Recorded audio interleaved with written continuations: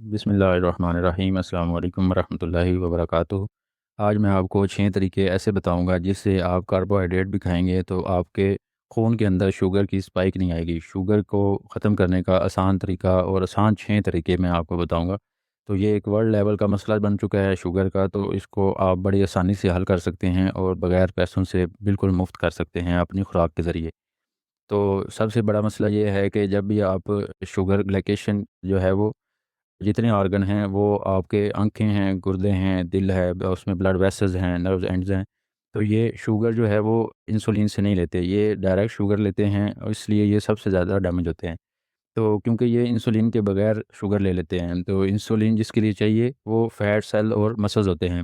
तो जब वो इंसुलिन उसमें कम होती है तो वो ज़्यादा हो जाती है शुगर, तो इसमें ये स्लो स्लो अपने बॉडी के अंदर शुगर लेके जाती है। तो सबसे ख़तरनाक जो चीज़ है वो ग्लाइकेशन है। ये एक ऐसा प्रोसेस है जिसमें आप अपने खानों के अंदर जब आप शुगर, फ्रक्टोज़, राइबोज़ खाते हैं तो ये प्रोटीन के साथ रिएक्ट करके एक ख़तरनाक मॉलिक्यूल बनाते हैं जिसको कहते हैं एडवांस ग्लाइकेशन एंड प्रोडक्ट्स। तो ये एक HbA1c है। तो जब भी आप शुगर और प्रोटीन खाएँगे साथ मिलाकर, जिस तरह चाइनीज़ खाने हैं वो शहद के अंदर मुख्तलिफ़ तरीक़ों से बनाते हैं, वो सारे एजीज़ हैं। तो जो तमाम जो बॉडी प्रोटीन है वो हमारी जोड़ों के अंदर होती है, आँखों के अंदर होती है। तो हमारे जो ग्लाइकोजन हैं वो हमारे स्किन के जो टिश्यूज़ होते हैं उसके अंदर होते हैं। तो इसमें यही ख़्याल रखें कि आपने 1 HbA1c जो है इसको 5% से कम रखना है। तो ये एक आसान टेस्ट है ग्लाइकेशन चेक करने का। तो जब भी इंसुलिन के बगैर शुगर लेके जाती है तो उसमें क्या है कि हमारे खून के अंदर से जो है वो ऑक्सीजन लेके जा रहे होते हैं, आरबीसीज़ जो होती हैं, रेड ब्लड सेल जो होते हैं वो हमारे शुगर को लेके जब जा रहे होते हैं तो इसमें इसको इंसुलिन के बगैर ये शुगर लेती है। तो ऑक्सीजन जो है वो एक इम्पोर्टेंट पार्ट है हमारे खून का, हमारी बॉडी का। तो इसमें क्या होगा कि ऑक्सीजन ये ख़त्म करना शुरू कर देगा ये मॉलिक्यूल जो है। तो इसका ये फ़र्क है कि 35% तक तो एक्सेप्टेबल है, इससे ज़्यादा एक्सेप्टेबल नहीं है। तो ये इसीलिए इसको टेस्ट किया जाता है। तो बाकी जो जोड़ों के अंदर जो प्रोटीन है उसको इसकी वजह से ग्लाइकेशन से डैमेज होते हैं।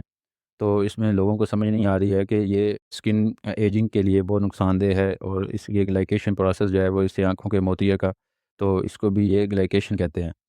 तो ये जो इसी वजह से ये देखें ये कोलेजन ख़त्म हो रहा है, इससे स्किन एजिंग जो है वो रिंकल्स पड़ जाते हैं।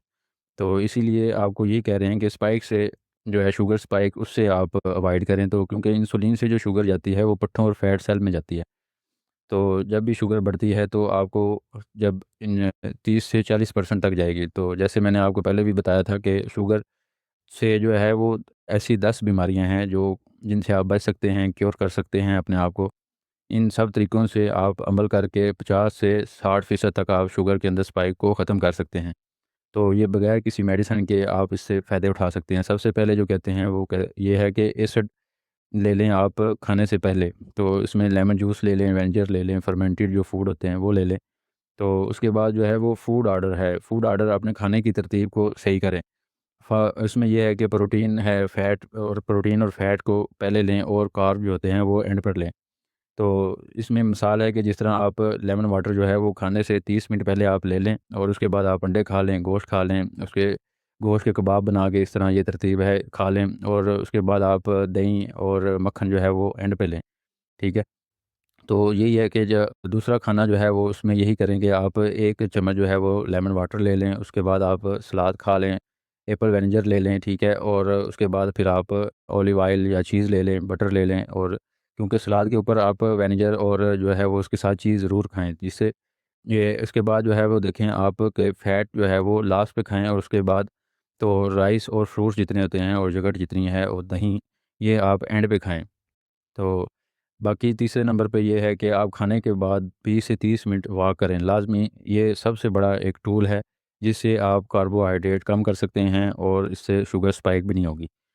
तो इसमें आपने 20 से 30 मिनट तक आपने पट्ठों को एक्टिव करना है। इसमें मुख्तलिफ़ तरीके से आप फ़िज़िकल कोई भी एक्टिविटी करें जिसमें ये खड़े होकर मार्च शुरू कर दें, कुर्सी पे हैं तो उस पे उठक बैठक शुरू कर दें। तो इससे स्पाइक कम होती है। और कुछ नहीं है तो सीढ़ियाँ आप 10 ऊपर चढ़ें, 10 नीचे चढ़ें, ठीक है? और ये दीवार के साथ आप डेंट निकालना शुरू कर दें, ठीक है?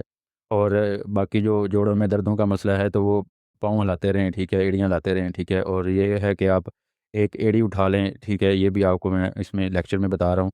तो ये मुख्तलिफ़ किस्म की एक्सरसाइज़ेज़ हैं जिससे आपके हिप्स के और पिलनी के जो पट्टे होते हैं ये एक्टिव होते हैं, तो इससे क्या होता है कि शुगर स्पाइक कम हो जाती है।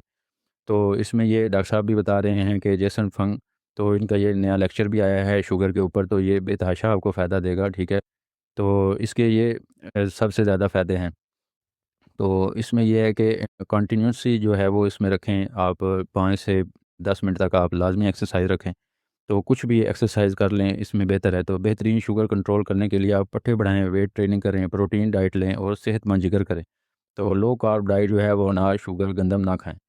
तो इसमें ये है कि मैं ये मैडम साहिबा भी बता रही हैं कि इसमें नंगे जो प्रोटीन है, नंगे जो कार्ब्स हैं इसको ना खाएँ, जिसमें ये मैदा है, चीनी है। तो ये इसमें तरीका है। तो इसमें ये है कि प्रोटीन खाएँ और फ़ैट और फाइबर, ये वाली तरतीब रखें आप, ठीक है। तो जिसमें ये मिसाल दी है कि इसने देखें ये नाशपाती खाई है, तो इसमें देखें कि शुगर स्पाइक किस तरह है, ठीक। अगर आप नाशपाती के साथ इसको आपने मक्खन खाया तो देखें स्पाइक बिल्कुल ख़त्म होगी। तो इसको क्या कहते हैं कि पेयर पेयर के ज़रिए आप कार्बोहाइड्रेट खाएँ। तो इसमें देखें, ये देखें जब अगर आप नूडल्स ने उसने अकेले खाए हैं तो कितनी स्पाइक आई है, और नूडल्स के साथ उसने अगर देखें कि उसने मुख्तलिफ़ सलाद ऐड कर लिया है तो उससे देखें उसकी स्पाइक जो है वो कितनी, इसमें चिकन साथ ऐड करने से, तो सब्ज़ियाँ ऐड करने से कितनी स्पाइक कम हो गई है। तो इसी तरह ये केक है, केक के साथ उसने जब योगर्ट लिया है तो उससे भी उसका स्पाइक कम हो गया है। तो ये तरतीब है कि सब आपने पहले सलाद खाया, उसके बाद प्रोटीन और फैट, तो इसमें क्या होगा ये आहिस्ता-आहिस्ता निकलेंगे और इससे स्पाइक नहीं आएगी।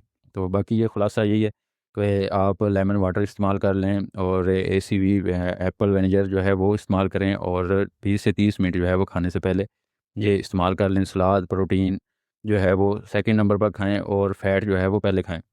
तो उसके बाद जो कार्ब्स हैं, राइस, फ्रूट्स, जो यogurt हैं वो आखिर में खाएँ, और 20-30 मिनट जो है वो वॉक जो है वो किसी किस्म की भी आप एक्सरसाइज़ करें, ये बहुत ज़रूरी है। तो 4 बजे के बाद कोई भी कार्बोहाइड्रेट ना लें, तो सबसे बेहतर है। तो इसमें ये सारी चीज़ें आपको खुलासे में मैंने बता दी हैं। तो ये सबसे आसान तरीके हैं और बिल्कुल मुफ़्त तरीका है कि जो जितने तमाम वर्कर हैं और रोटी खाते हैं तो उनको चाहिए कि सबसे पहले सलाद खा लें, फिर चर्बी या मक्खन बढ़ा दें और रोटी कम करें अपनी। तो ये वर्ल्ड लेवल का मसला है, तो इसको हल करने का ये आसान तरीका है जो मैंने आज आपको बताया है। तो बाकी ये रेफ़रेंस हैं, आप इनको देख सकते हैं। अस्सलाम वालेकुम, अल्लाह हाफ़िज़।